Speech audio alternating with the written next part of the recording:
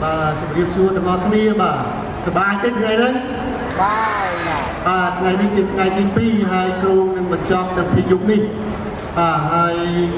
កិត្តិយសដល់ថ្ងៃនេះខ្ញុំសូមធ្វើបទបង្ហាញភ្ញៀវកិត្តិយសដល់ដំណាំរបស់យើងនាថ្ងៃទី2នេះគឺអាដាមសានវឌ្ឍនារដ្ឋលេខាធិការក្រសួងអប់រំយុវជននិងកីឡាទូបន្ទុកផ្នែកឧត្តមសិក្សា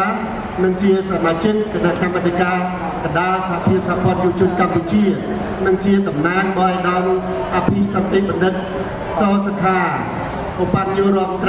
រីក្រសួងអប់រំយុវជននិងកីឡាដែលជាប្រធានក្រុមប្រឹក្សាយុវជនគ្រឹះស្ថានឧត្តមសិក្សានៃសហភាពសហព័ន្ធយុវជនកម្ពុជាទីគោរពដល់ពុកពោះបាទសូមអរសាទរថ្ងៃនេះអាដាមនឹងមានប្រសាសន៍សំណេះសំណាលបន្ថែមបាទហើយមុនបញ្ជូនទៅអាដាមយើងបានសូមជម្រាបថា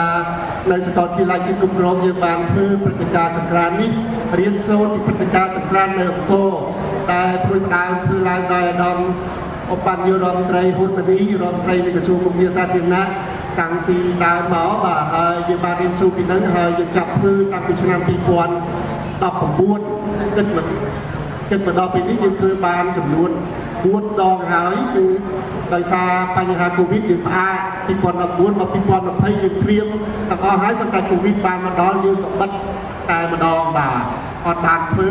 រហូតមកដល់ឆ្នាំ2022បាទយើងចាប់ដើមធ្វើឡើងវិញបាទ22 23 24ហើយលើកនេះគឺឆ្នាំ2025ហើយបានរៀបចំធ្វើបាទហើយការធ្វើនេះគឺយើងធ្វើក្នុងនាមជានិស្សិតទាំងអស់និស្សិតស្ម័គ្រចិត្តដែលយើងគឺរឿងគឺមាននិស្សិត5ក្រុមសម្រាប់ឆ្នាំនេះគឺសហភាពសហព័ន្ធយុវជនកម្ពុជាដែលដឹកនាំដោយគ្រូសីបន្ទឿនសាកលវិទ្យាល័យការរងទូបន្ទុកផ្នែកការតំណាក់តំណងហើយក៏លោកជានាយកប្រតិបត្តិនៃសហភាពសហព័ន្ធយុវជនកម្ពុជាផ្នែកក្រុមប្រឹក្សាគ្រឹះស្ថានឧត្តមសិក្សាបាទហើយទី2គឺជាសមាគមនិស្សិតក្រុម22បាទតែជាសមាគមដែលយើងមានតាំងពីដើមមកបាទហើយបន្ទូលបច្ចុប្បន្ននេះលោកនៅជាប្រធានហើយទី3គឺយើងមានក្លឹបកាកបាទមហោយុវជនកម្ពុជាដែលធ្វើសកម្មភាពផ្នែកវិទ្យាសាស្ត្រនៅក្នុងសាកលវិទ្យាល័យរបស់យើងនិងទី5គឺផ្នែកខាងកាយរដ្ឋជាតិកម្ពុជាយុវជនកាយរដ្ឋជាតិកម្ពុជាយើងទៅអត្តាទៀតទាំង4ក្រុមហើយយើងមួយទៀតក្រុមមួយទៀតគឺក្រុមខាងផ្នែកអាហារូបករណ៍អមតរបស់សម្ដេចតេជោបាទហើយសម្ដេចទេប្រតិបណ្ឌិតអាហារូបករណ៍នេះគឺក្នុងមួយឆ្នាំសម្ដេចទ្រង់បានបញ្ជូនមកសាកលវិទ្យាល័យជាតិកម្ពុជាគ្រប់គ្រងនេះគឺមាន120នាក់ហើយបច្ចុប្បន្នកំពុងរៀននៅសាកលវិទ្យាល័យយើងមានជាជិត500នាក់បាទហើយជិត500នាក់កំពុងរៀនគឺពីឆ្នាំទី1ដល់ឆ្នាំទី4បាទហើយព្រឹត្តិការណ៍ដែលយើងធ្វើអង្គរសង្គ្រាមនេះមានគោលដៅដើម្បីបង្ហាញឲ្យយុវជនយើងបានចូលរួមនឹងលើកកម្ពស់អំពីការចូលលេងល្បែងប្រជាប្រិយហើយនឹងរបាំប្រពៃណីជាតិយើងបាទបានស្គាល់ហើយនឹងយើងមានព្រឹត្តិការណ៍ច្រើនក្នុងរយៈពេល2ថ្ងៃនេះថ្ងៃទី1យើងធ្វើព្រឹត្តិការណ៍ពីព្រឹត្តិការណ៍សម្រាប់សាសនាយើងបានធ្វើពិធីសាសនាហើយពេលរសៀលគឺបង្កលក្ខណៈឲ្យនិស្សិតយើងបានចូលលេងល្បែងប្រជាប្រិយតែមានច្រើនប្រភេទហើយគឺសំណាងដែរពីម្សិលមិញថ្ងៃទី1អាដាម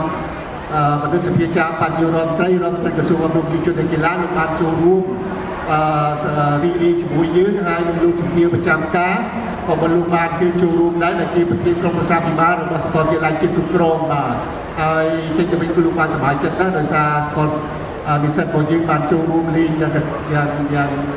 អឯងហើយដោយឡែកសាកលវិទ្យាល័យយើងគឺពីរសៀល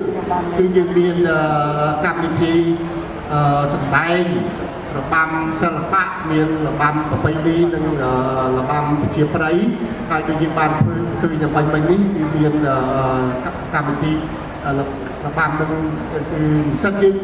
តែម្ដងយើងអត់បានយកពីក្រៅមកទេបាទជានិស្សិតដែលស្ម័គ្រចិត្តហើយសប្តាហ៍ដែលស្ម័គ្រចិត្តចូលរួមក្នុងកម្មវិធីវប្បធម៌នេះមានប្រហែលជា100ទៅ200នាក់ដែលកំពុងហ្វឹកហាត់រាល់ថ្ងៃក្រោមការដឹកនាំរបស់លោកបណ្ឌិតសេងបន្ទឿនតែលោកមានចំណាប់ចំណងចិត្តពិសេសហ្មងហើយជាបានធ្វើកិច្ចការនេះបានជោគជ័យច្រើនបាទ hai pe dục của dương miền tam bình thi bậc cung đầm tây ngày của ran cần lương hai pe dục mấy dục chưa thật mùi tầng o ban châu ruộng tên lượng đá dục mấy cốt cho ai nuôi